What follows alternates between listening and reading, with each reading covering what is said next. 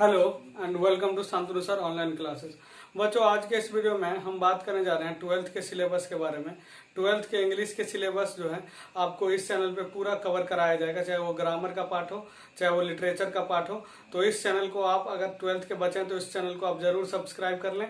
और देखिए, किसी भी कोर्स को जानने से पहले उसके सिलेबस को जानना जरूरी है। तो आज के इस वीडियो में हम ट्वेल्थ जो है बिहार बोर्ड का 100 मार्क्स के पूरे सिलेबस को कवर करेंगे।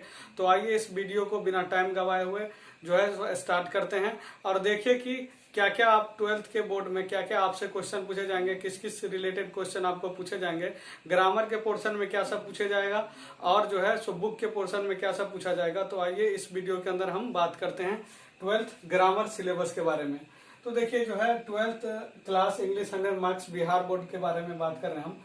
सेक्शन ए और सेक्शन बी दो पार्ट में इसको बांटा गया है। सेक्शन ए में ग्रामर का पार्ट है और सेक्शन बी में जो है वो सब्जेक्टिव टाइप्स क्वेश्चन जिसमें बुक आ जाते हैं और ग्रामर भी थोड़े बहुत आ जाते हैं। ग्रामर में उसमें सिर्फ और सिर्फ ट्रांसलेशन आता है, लेकिन जो सेक्शन ए है पार्ट 1 वो सारे के सारे 50 मार्क्स के ऑब्जेक्टिव क्वेश्चन होते हैं और उसके अंदर जो है ग्रामर प्लस बुक दोनों का पार्ट है।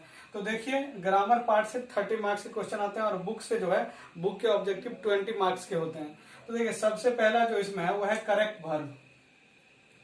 करेक्ट वर्ब जो है वो कहां से आता है, तो करेक्ट वर्ब आपका आता है जो टाइम एंड टेंस और जेरंड, इससे मिला के टोटल 12 मार्क्स के क्वेश्चन आपको पूछा जाता है। टाइम एंड टेंस और जेरंड मिला के जो है 12 मार्क्स के क्वेश्चन पूछे जाते हैं।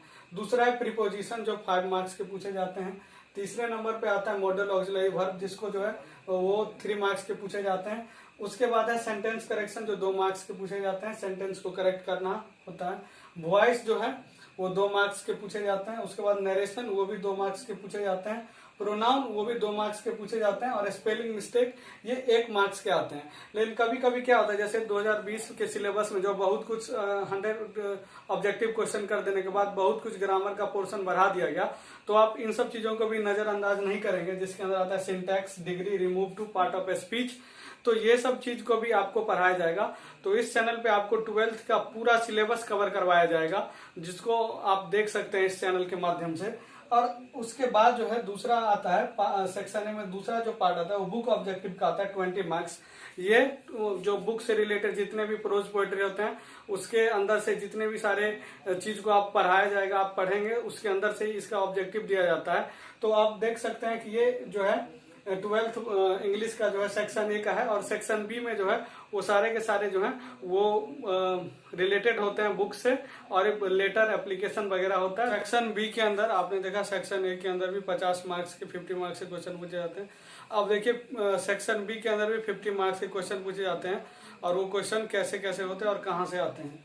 तो देखिए, सबसे पहला है सेक्शन बी के अंदर ऐसे राइटिंग जो 8 मार्क्स का होता है, जिसमें आपको 200 से 250 वर्ड में जो है सो ऐसे लिखना होता है। ये 8 मार्क्स का होता है। दूसरे पे आता है प्रोज एक्सप्लेनिंग।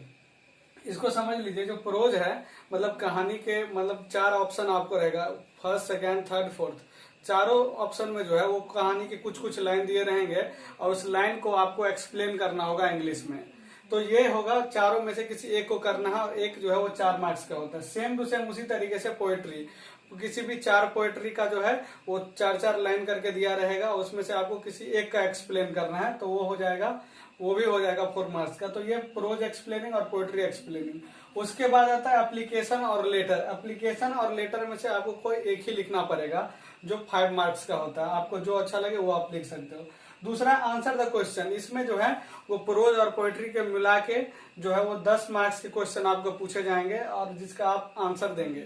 वो क्वेश्चन रहेगा बुक के अंदर से, किसी भी चैप्टर का वो क्वेश्चन हो सकता है जिसका आप आंसर देंगे।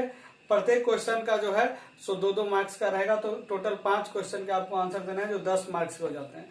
अब समझिए, जो 6ठा नंबर का जो ऑप्शन है इसके अंदर बहुत सारा ऑप्शन आता है। जैसे कि पहला है write the summary of poems. तो write the summary of poems में 5 मार्क्स का और write the summary of prose ये भी 5 मार्क्स का। तो कहने का मतलब है कि अगर आप पोएम का समरी लिखते हैं या फिर अगर आप प्रोज का समरी लिखते हैं तो दोनों में से कोई एक का लिख सकते हैं। दोनों जो है 5-5 मार्क्स का होता है। आपको जिसका याद हो आप उसका जो है समरी लिख सकते हैं। उसके बाद है write the note on American और ब्रिटिश इंग्लिश। कभी कभी पूछता है कि अमेरिकन और ब्रिटिश इंग्लिश के बीच का डिफरेंस बताइए, या तो फिर पूछता है right A note on the difference between novel and drama. इस तरह के क्वेश्चन आते रहते हैं। तो ये सारे के सारे जो है सी नंबर में होता है, ये भी ऑप्शन में होता है। आपको जो अच्छा लगे आप लिख सकते हैं, 5 मार्क्स के होते हैं। उसके बाद है मैच ऑफ द फॉलोइंग, मतलब जो है आपके बुक में जितने भी राइटर्स का नाम है उस राइटर का नेम दिया रहेगा और जो है उनके द्वारा लिखा गया जो है वो चैप्टर का नाम रहेगा, उसको आपको मैच करना पड़ेगा। ये बहुत ही इजीली है। अगर आपको प्रोज पोएट्री के सारे राइटर्स के नाम याद है तो आप इसको इजीली मैच कर सकते हैं। उसके बाद जो आता है वो ट्रांसलेशन आता है। ट्रांसलेशन जो है वो भी 5 मार्क्स का आता है। और इसके अंदर फिर जो है 7वां नंबर का जो होता है रीड द पैसेज। आपको पैसेज पढ़ना होगा और उसको आंसर देना पड़ेगा। तो एक बार समझ लीजिए, जो हमारा यहाँ पे 50 मार्क्स का जो सेक्शन बी है उसमें जो है ये जो 6ठे नंबर से है, 6ठे नंबर का आप ई तक ऑप्शन आता है और ई तक में आपको सिर्फ और सिर्फ 15 नंबर के ही देने हैं। तो आप जोड़ लीजिए, यहाँ पे 8 4 12 4 16 5 21 21 और 10 31 और 15, ये हो गया आपका 46 और 46 और 4 50। मतलब 6 नंबर के अंदर आपको जो है कम से कम 5 और 6 ऑप्शन मिलते हैं कि आप इसमें से मतलब इधर इतने क्वेश्चन में से आपको सिर्फ 3 ही करने होते हैं। आप अपने हिसाब से इसको चूज कर सकते हैं। तो आपने देखा कि इंग्लिश का जो सिलेबस है वो बहुत ही ज्यादा नॉर्मल है। कोई भी बच्चा इसको पढ़ सकता है और पढ़ने के बाद वो इजिली बहुत अच्छे मार्क्स ला सकता है इंग्लिश के अंदर। और जैसा कि मैंने बताया कि इस चैनल पे आपको इंग्लिश के सारे जो है सो सिलेबस कवर किए जाएंगे। तो इस चैनल को आप सब्सक्राइब कर लें, लाइक करें और इसको अपने दोस्तों में शेयर करें और कमेंट भी करें। Thank you.